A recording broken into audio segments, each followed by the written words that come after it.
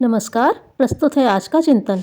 तमसो मा ज्योतिर्गमय आध्यात्मिक साधना का मूल मंत्र है। अंधकार में भ्रम होना स्वाभाविक ही है। जिस प्रकार अंधेरे में वस्तु स्थिति का ठीक ठीक ज्ञान नहीं हो पाता, पास रखी हुई चीज का स्वरूप यथावत दिखाई नहीं देता, उसी प्रकार अज्ञान के अंधेरे में दोष की स्थिति, विषय आदि का ठीक आभास नहीं होता।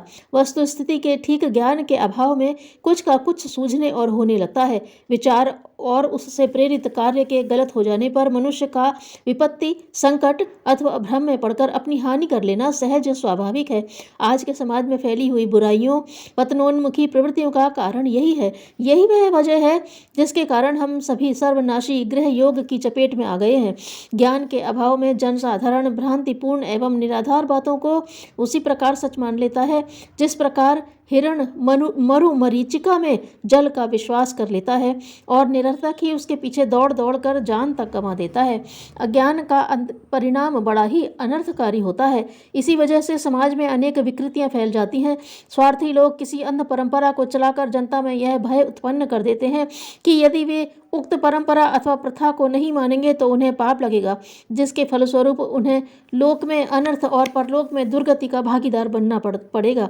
उसकी हानि देखते हुए भी अज्ञान एवं आशंका के कारण उसे छोड़ने को तैयार नहीं होते।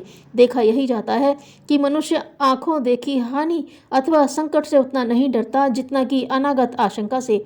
अज्ञानजन्य भ्रम जंजाल में फंसे हुए मनुष्य का दीन दुखी रहना स्वाभाविक ही है। यदि यही कारण है कि साधना पथ के मार्गदर्शक ऋषियों ने भयंकर से ज्योति पथ पर चलने का संदेश दिया है। भारत का समूचा अध्यात्म दर्शन ज्ञान प्राप्ति के उपायों का प्रतिपादक है। अज्ञानी व्यक्ति को शास्त्रकारों ने अंधे की उपमा दी है। जिस प्रकार बाह्य नेत्रों के नष्ट हो जाने से मनुष्य भौतिक जगत का स्वरूप जानने में असमर्थ रहता है, उसी प्रकार ज्ञान के अभाव में बौद्धिक अथवा विचार जगत की नियमित जानकारी नहीं हो पाती। बाह्य जगत के समान मनुष्य का एक आत्मिक जगत भी है, जहाँ ज्ञान के अभाव में वैसा ही अंधेरा रहता है जैसे कि आँखों के अभाव में यह संसार। अंधकार से प्रकाश और अज्ञान से ज्ञान की ओर जाना ही आध्यात्मिक साधना का प्रमुख उद्देश्य माना गया है। जिस प्रकार आलस्यवश दीपक न जलाकर अंधकार में पड़े रहने वाले व्यक्ति को मूर्ख कहा जाएगा, उसी प्रकार प्रमादवश अज्ञान दूर कर ज्ञान न पाने के लिए प्रयत्न करने वाले को भी मूर्ख ही कहा जाएगा। भारतवर्ष की महिमा प्रकारांतर से तप और स्वाध्याय की ही महिमा है। यहाँ की संस्कृति सदा से अपने अनुयायियों को विवेकशील बनाने का संदेश देती रही है, मूढ़ अथवा अंधविश्वासी बनने का नहीं। ज्ञानवान अथवा विवेकशील बनने के लिए मनुष्य को अपने मन मस्तिष्क को साफ सुथरा बनाना होगा, उसका परिष्कार करना होगा। जिस खेत में कंकड़ पत्थर तथा खरपतवार भरा होगा उसमें अन्न के दाने कभी भी अंकुरित नहीं हो सकते।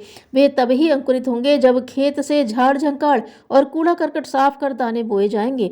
हमारे मन मस्तिष्क में इसी जन्म की ही नहीं जन्म जन्मांतरों की विकृतियां भी रहती हैं। न जाने कितने कुविचार, कुवृत्तियां एवं मूढ़ मान्यताएं हमारे मन मस्तिष्क को घेरे रहती हैं। ज्ञान पाने अथवा विवेक जागृत करने के लिए आवश्यक है कि पहले हम अपने विचारों और संस्कारों को परिष्कृत करें। परिष्कृत विचार एवं संस्कार के अभाव में ज्ञान के लिए की हुई साधना निष्फल ही चली जाएगी। विचार एवं संस्कार परिष्कार के लिए अमोघ उपाय स्वाध्याय एवं तप ही है। विचारों में संक्रमण एवं ग्रहणशीलता रहती है। जब मनुष्य स्वाध्याय में निरंतर संलग्न रहता है तब उसको अपने विचारों द्वारा विद्वानों, मनीषियों, ऋषियों, महर्षियों के विचारों के बीच से बार बार गुजरना पड़ता है। ग्रंथों में लिखे विचार अविचल एवं स्थिर होते हैं, उनके प्रभाव होने अथवा बदलने का प्रश्न ही नहीं उठता। स्वाभाविक है कि अध्ययनकर्ता के ही विचार प्रभाव ग्रहण करते हैं। जिस प्रकार के विचारों की पुस्तक पढ़ी जाएगी, अध्येता के विचार उसी प्रकार ढलने लगेंगे। इसीलिए अध्ययन के साथ यह भी प्रतिबंध लगा दिया गया है कि अध्येता उन्हीं ग्रंथों का अध्ययन करें जो प्रामाणिक एवं आत्मोन्मुख हों। विचार परिष्कार अथवा ज्ञान प्राप्त करने के उद्देश्य से पढ़ने वालों को एकमात्र जीवन निर्माण संबंधी साहित्य का ही अध्ययन करना चाहिए। उन्हें ठल्ले एवं निकम्मे लोगों की तरह निम्न मनोरथ वाले उपन्यास कहानी, नाटक आदि नहीं पढ़ना चाहिए। अश्लील, अनैतिक, वासनापूर्ण अथवा जासूसी आदि से भरे उपन्यास पढ़ने से लाभ तो कुछ नहीं होना है, बल्कि उल्टे हानि ही बहुत अधिक होती है। अनुपयुक्त साहित्य पढ़ने से विचारों की वह थोड़ी बहुत उदात्तता भी चली जाएगी जो उनमें रही होगी। स्वाध्याय का तात्पर्य सत्यम शिवम सुंदरम साहित्य पढ़ने से है। सद्विचारों तथा सदुद्देश्यों से पूर्ण साहित्य ही पढ़ने योग्य होता है। साथ ही उसमें शाश्वत मूल्यों को देश काल परिस्थिति के अनुरूप परिभाषित भी होना चाहिए। इन गुणों से भरपूर एवं सभी कसौटियों पर खरा उतरने वाला अपना युग साहित्य ही है।